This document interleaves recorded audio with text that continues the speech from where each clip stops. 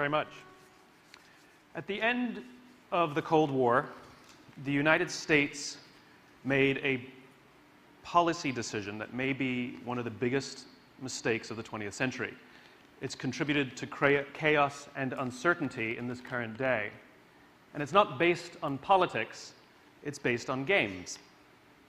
In game theory, there are two types of games. There are finite games and there are infinite games. A finite game is defined as known players, fixed rules, and agreed upon objective. Baseball, right? An infinite game is defined as known and unknown players. The rules are changeable, and the objective is to perpetuate the game. When you pit a finite player versus a finite player, the system is stable. Baseball is stable. So is conventional war, for that matter. When you pit an infinite player versus an infinite player, the system is also stable. The Cold War was stable. And that's because in an infinite game, there are no winners and losers. We cannot lose the game. And so we work to keep the game in play, right? In fact, because there are no winners and losers, the only thing a player can do is drop out when they either run out of the resources or the will to play. Problems arise, however, when you pit a finite player versus an infinite player. It's the finite player who then gets caught in quagmire. This happens in business all the time. The game of business is an infinite game. The concept of business has existed longer than every single company that exists right now. And it'll exist long after all the companies that exist right now go away. The funny thing about business is the number of companies that are playing finite. They're playing to win. They're playing to be the best. They're playing to beat the quarter or the year. And they're always frustrated by that company that has an amazing vision, a long-term vision that seems to drive them crazy.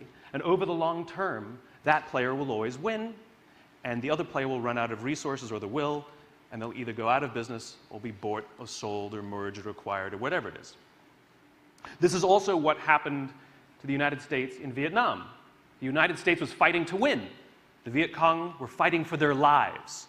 They would fight forever if necessary. This is also what happened when the Soviet Union was in Afghanistan.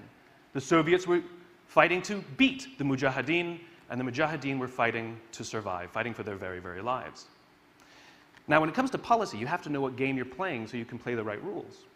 And this became completely clear to me when the Soviets actually drove their tanks into Afghanistan, and Brzezinski, the national security advisor for President Carter, was called into the president's office, and the president asked him, "What is the policy of the United States?"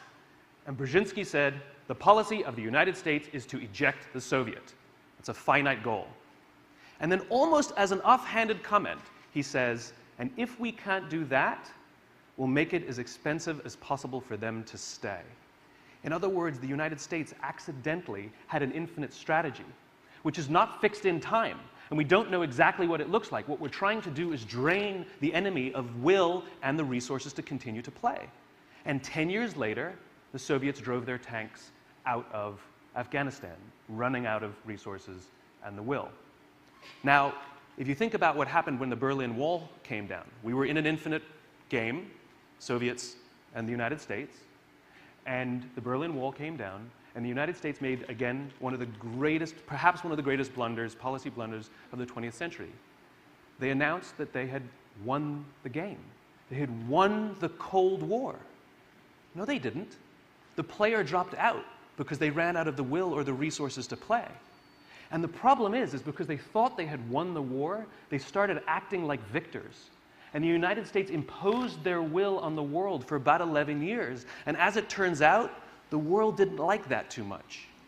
And as what happens in all infinite contests, new players started to emerge. If you consider how the Cold War existed, it really existed on three tensions. There was a nuclear tension. Both states had nuclear weapons to end all life. There was an ideological tension. One was an exporter of democracy and capitalism. The other one is an exporter of Soviet-style communism. And there was an economic tension.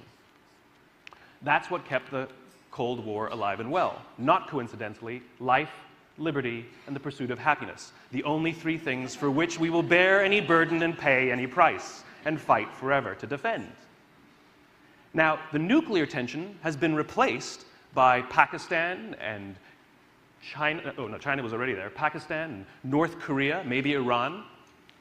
The ideological tension, Soviet-style communism, has been replaced by Islamic extremism.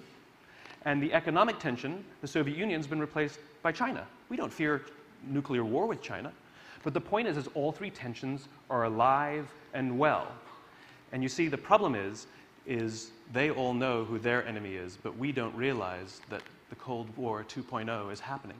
And we are still trying to decide which one is more important. We're trying to win and beat all of these things and not realize that the game is infinite, not finite.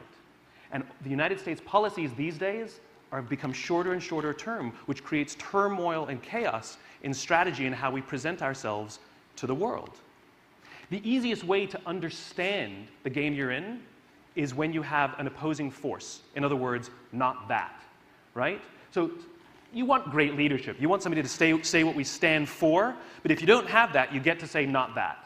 So it was really easy. The intelligence services, for example, during the Cold War, they fought like cats and dogs like they fight now, but they could all agree on one thing, not that. And they worked really, really well to combine their forces to face the Soviet Union. We don't have a singular not that anymore, and so we're all over the place. But all of our enemies all have a singular not that, and it's us. Ideally, we want to run all of our decisions through our values. These are what make us enduring. Our values are enduring, and this is what is the foundation of an infinite contest. So you consider up here is where our values lie, what I call the why, our values, right? These things are infinite.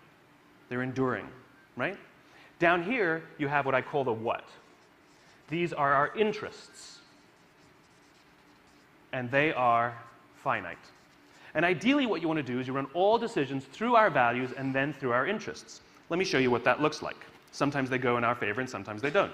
So for example, when we go onto a battlefield and we shoot a bad guy, we will take his injured body, we will bring him into our hospitals, and we will risk American lives to bring him into the hospitals, use American doctors, American beds, American medicines to nurse him back to health. That's not in our interests.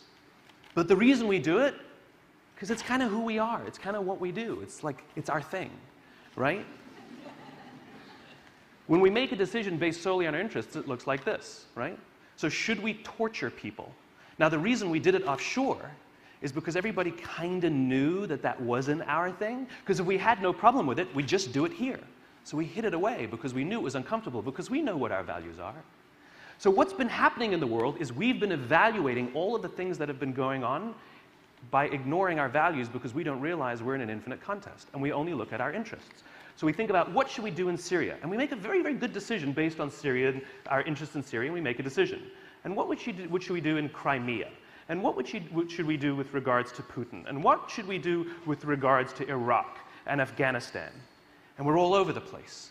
And the problem is when you pull back and take a look, now nobody has any idea what we stand for. This is confusing for our allies who no longer trust us because we're no longer predictable. And it's fantastic for our enemies because they can exploit it. Ideally, what we do is we run all decisions through our values first.